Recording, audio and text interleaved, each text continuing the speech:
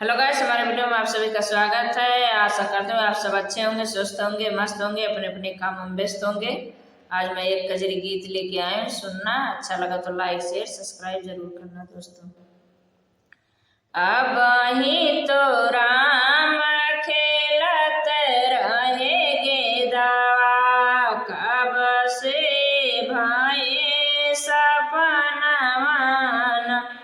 अब ही तो राम खेलत रहे गेदावा, कब से भाई सपनवान।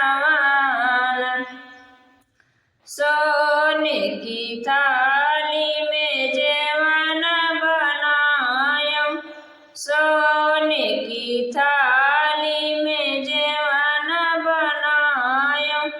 अब ही तो राम जेवत रहे जेवना, कब से भाई सपनवान। अब ही तो राम खेलत रहे गेदावा, कब से भाई सपनवान। अब ही तो राम खेलत रहे गेदावा, कब से भाई सपनवान। झाझरे गेरुआ गंगा जल पानी, झाझरे गेरुआ गंगा जल पानी।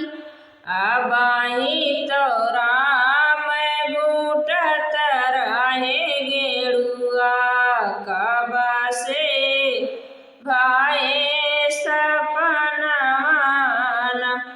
अब ही तो राम खेलत रहे गेदावा, कब से भाई सपनवान। अब ही तो राम खेलत रहे गेदावा, कब से भाई सपनवान।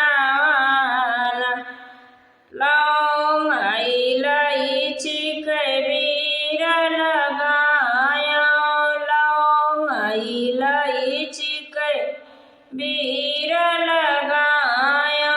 अब ही तो राम पूछत रहे वीरवा, कब से भाई सपनवान।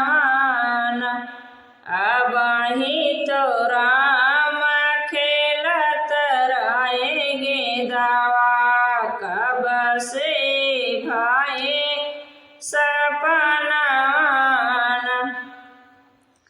फूल हजारी कैसे जलगाया, फूल हजारी कैसे जलगाया।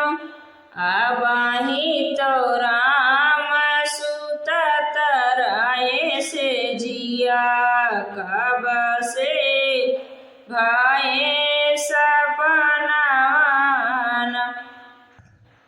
अब ही तो राम खेलत रहे गेदावा, कब से भाई सपनवान।